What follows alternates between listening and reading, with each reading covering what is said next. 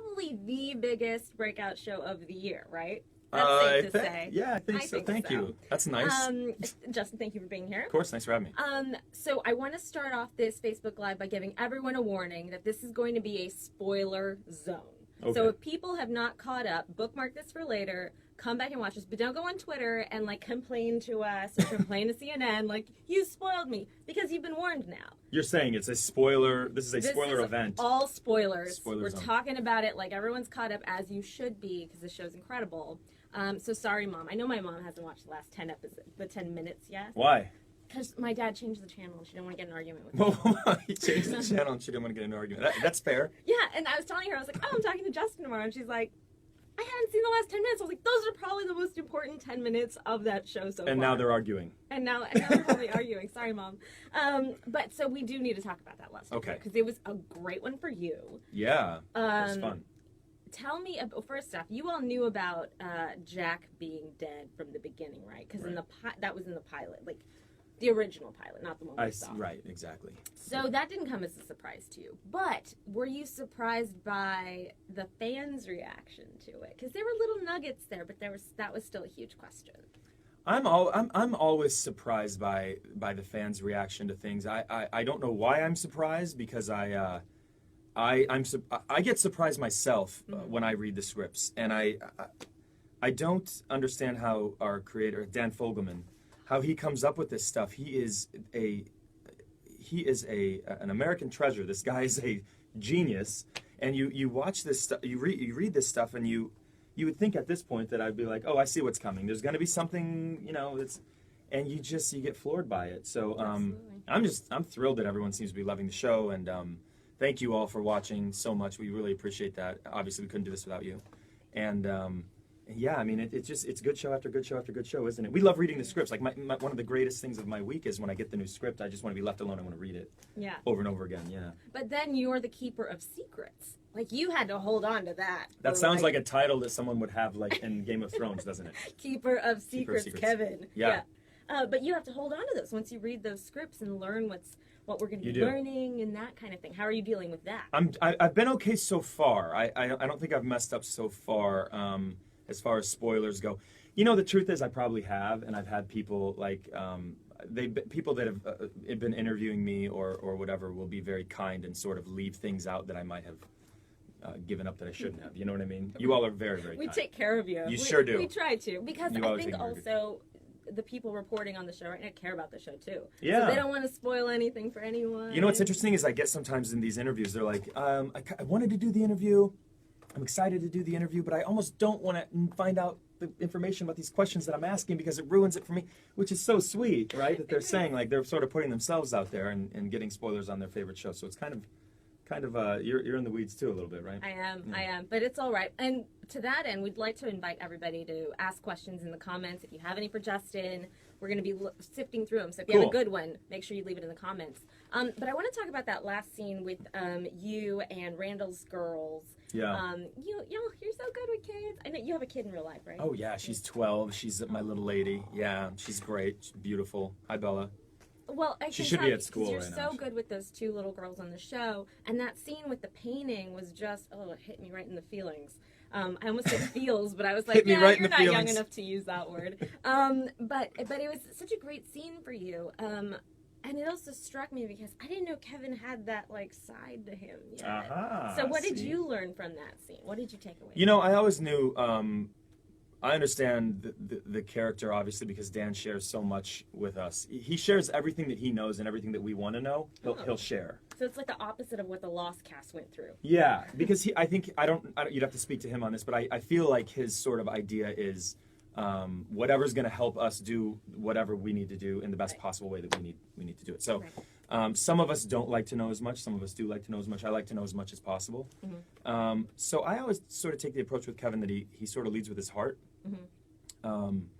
And he's very clear on the things that he cares about and the things that are important. And he also has this sort of this sort of self-doubt. He's self-awareness, but he's also got this sort of self-doubt. And I think that sort of comes forward in this episode that aired, was it last night, Tuesday. Mm-hmm. And yeah, so at the end there, that scene was basically was written so beautifully. All I had to do is sort of take my mark and make sure I was in my light and know my lines. I mean, it's just wonderful writing, and everything starts there. And but it was certainly fun to do, and certainly fun to see Kevin sort of, go from here to here. The evolution of Kevin. Absolutely, it is. Fun. Yeah. It is. Yeah. How do you relate to him? Because I've talked to Sterling before, and he's opened up about of missing something. So how do you relate to your character? Well, quite a bit. He's this guy who's sort of realizing, I think, for the first time in his life, how he's being perceived. And Kevin is like a sort of a version of me, but sort of on steroids. Not to say literally he's on steroids, but he's big in every single way, right? And that point. Not just me, but I think everybody, that point in your life that you get to, whatever age it might be, usually in your 30s maybe, where you start to realize how life is sort of shaping up for you. You're not, when you're young, when you're 22, 23, 24, 25 even, it's like, we do that tomorrow, you don't have it mapped out yet. And then when you get to a certain age, you're like, wow, okay, so I have made decisions that are going to affect the rest of my life, and I sort of see where it's going. Right. I see where this vessel's going. So I relate to him in that regard, getting to a place in his life where he needs to sort of make things happen, in order to figure out where things are going to go. Mm-hmm. There's pressure there. And then also wanting to be seen in a certain light and maybe being perceived in a certain way that's sort of not really the way he wants to be perceived. Mm-hmm. I can relate to that as well. I think a lot of people probably can. And I like to think that I lead with my heart, and I try to in my everyday life. So I think that's probably where I relate to him the most, yeah. Mm-hmm. It's funny you mentioned that thing about just sort of a show for your 30s, because I feel like this is absolutely a show for everyone, but I haven't seen, how 20-something shows were a thing for a long time. I really feel like this is a show for people in their 30s. It's like such a weird genre to kind of... Well, I'll do you one better. What's weird about that is I always think of like myself, when I think of people in their 30s, I'm like, gosh, those people are in their 30s. And then I remember like, I'm fast approaching my 40s. Like, isn't it funny how you always think of yourself as a little bit younger than you actually are? At least I do. Totally. So we have some questions. Okay, are you coming back on Young and the Restless? That's from Facebook. There are only 24 hours in a day. And he's a busy guy. Yeah, I just don't have the time to do that right now. But I love those folks over there. I have a lot of really good friends over there still that I keep in contact with, and I will always be fond of that show and the fans, always. Let's see. We also have another one. Oh, these are just nice messages. Awesome show about real world issues. That is a very good point, and that kind of goes back to what we were talking about. I mean, like the stuff with Randall going on, and when he was in his neighborhood and he got accosted, and just Kevin's self-doubt. Like, what kind of real issues do you see in it that just speak to you? I think no matter, for me, it's definitely the self-doubt. It's definitely, the career thing. It's getting, I always say, as far as Kevin goes, a lot of people necessarily aren't going to be able to relate to what it means to be on a sitcom and you're not happy being on that particular show when you're making that kind of money. But what it is when you break it down is it's somebody who's unfulfilled at work or doesn't feel like, they're not living up to, they're not fulfilling their potential. Things are being taken away from them that they feel like they have. Everybody can relate to that, right? Whether it be at work or in relationships, things like that. But as far as speaking to people, we have so many different stories going on the show, storylines, and I would say no matter what walk of life you come from. I'll give you an example. My father gave me one of the best compliments I've ever had about the show, and he's just said to me, and he's not this kind of guy that is like, he doesn't talk like this, and he said to me over the phone, he said, I felt like there was a particular moment in the show that he was speaking of, and he said, I felt like in that moment, I felt like they were speaking to me. And I thought, well, that's exactly what we're trying to do here. That's exactly what we're trying to. And if we can have a TV show that my father feels like we're speaking to him, then we've done something right. Because he's a tough customer when it comes to that kind of stuff. Dads he doesn't are a like tough everything. Customer, period. Yeah. Speaking of dads, I want to talk about Kevin's relationship with his dad. Because in that pool episode, you really saw that it was a complicated relationship from the point he was like 8 years old. But then seeing him with William, Randall's father, you know, they had a quick bond, and he had that, you know, wisdom. And I made me wonder, should I be reading into how he was interacting with William and how quickly he took to this fatherly figure? Was that because it was missing from his life, or that he always felt like he was in this weird middle position? I thought it was, and that's the way I approached it. And I thought, you know, here's this guy who's really taking a moment to invest time into Kevin, and he's this. It's interesting, isn't it? I mean, William comes and he's trying to like sort of reconnect with his son, and he's making headway, and everything seems to be going, you know, kind of nice in a nice area. And then here comes Kevin, and William ends up being that sort of fatherly figure to Kevin, and Kevin needs that, and he's lost his father, and so that was my approach when I read it. It absolutely read that way, and that's what makes the show so good. You all are so good. It really is good, isn't it? Let's see. We do have some more questions from Facebook. Has season 2 been confirmed yet? No. Not officially, right? No, but everybody. You know that stuff is so far above my pay grade. I think there's probably a schedule that they have and all that kind of stuff. There's a method behind the madness of when they decide what's picked up and when they announce it and all that kind of stuff. So I really have no idea.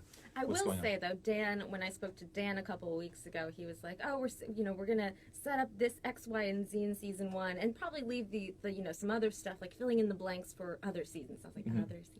I was like, yeah, okay, that's fine. I don't need it official yet. I just need it to be in his brain. You need it, yeah. No, I think it's definitely in his brain. I mean, I don't think there's anything that goes on in this world that's not in Dan Fogelman's brain. That guy he's off the charts brilliant. How would you describe the season as a whole? How far are you all into production right now? We are starting episode 10. So you've seen, if you're caught up to speed, you've seen 5. You've seen half of what we've done. Okay, so how would you describe the next 10 now that we've kind of dropped this bomb in the middle of what you've done so far? How does it kind of ramp up from there? Man, I just, here's the thing about our show is like it's that slippery slope of like giving one thing away, and the next thing you know you end up spoiling it. And I would love to tell you what's going on the show, but I truly feel like I'd be robbing you of a moment, you know, of your television moments. I don't really want to do that, but I will tell you that. And this is going to sound so strange, and we say this about every single one. We talk afterwards. We read it. I go, "Have you read the thing?" I'll pop my head out of the trailer and I'll be like, "Sterling, have you read 10?" And he's like, "I just read it. It's the best one yet." Every single time we get. That's a great Sterling, by the way. Every single time we get an episode, it's like better than the last one. And I don't know if it's because we're more invested in the characters or if they keep getting better or a little of both. But they're just, I mean, they're so good. We love reading them. Do you think Kevin can pull off this acting thing? Do you believe in him? I believe in him. Yeah, I don't think for Kevin, I don't think it's about that ability as much as it is the self-doubt, you know, which can get in the way of everything. Totally. You know, to be honest with you, that's the only reason I don't sing in public. I'm a brilliant singer. I've decided, I mean, I've won several Grammys in the shower, but I just have this self-doubt of doing it in front of people, so I will not sing in front of people. You know we're going to get Facebook questions now that are like, make him sing. But you know what? Everybody knows I can't sing. Okay. It's a wonder I can talk. I can barely talk. Like, when I'm talking about singing. Are you kidding? Let's see. Yeah, we did already get some Sing Press. We have another question. What hair products do you use? I was kind of wondering that, but I didn't know whether to ask it or not. I try to use a little bit of all of them. I try to use a little bit of all of them, and then some days I just use a bunch of all of them. Great. Yeah. My last question: why do you think? Well, 2 questions. I lied. We're gonna see them as teens soon, right? Like the siblings. Yeah. Ish. Yeah. Right. So how does like filling in those new time periods help you? Because like that's obviously not. It informs a lot. No, you don't play 8-year-old Kevin. Not anymore. In my prime. I'm not that good of an actor. Watch me turn 8 years old. Yeah, watch this. Although on Snapchat you can probably do that or something like that. Can't you? Like a filter or something. What was the question? We see them as teens soon, right? Yeah. You had 2 questions though. The second one was I remember now. Yeah, no, it informs what we do for sure. It's like like I said, anytime I can get more information, the more information the better. So yeah, when I see those things, like the relationships between the siblings at that age, really sort of, I think, help us as adults kind of figure out what the history is and what we're dealing with now. So yeah, it definitely helps. And lastly, why do you think this show has just found this audience so quickly? What is it? What's that? You know, I think it's a few things. I think, obviously, we owe a lot to the network and the studio. I mean, they were behind the show from the beginning, and we owe a lot to Dan Fogelman. It's his baby. He's a genius, and I think the casting, these actors that I work with are brilliant. And then aside from all that, I think it's a couple of things. I think it's what the world needs right now. I think a feel-good show, and I think it's relatable for so many different people from so many different walks of life. Like I said, I think we have stories on our show for just about everyone, and I think everyone, no matter where they come from or where they're going, can sit there like my father did, and say, "Wow," to a particular moment or a series of moments on our show. I feel like they're speaking to me, and that just feels good, doesn't it? Absolutely. Yeah. Justin, thank you for joining us. Thank you for You all having are going me. to be at Pop Fest this weekend, Entertainment Weekly Pop Fest. I can't wait. It looks like a great event, and we're all looking forward to being there and having some fun and hanging out with people. That's on Saturday here in Los Angeles. Saturday and Sunday. Yeah. Saturday and Sunday here in Los Angeles. So if you're around, come buy tickets, get some passes, see these crazy people, and watch This Is Us on Tuesdays, right? That's right. On NBC. That's right. Thanks, Justin. Thank you.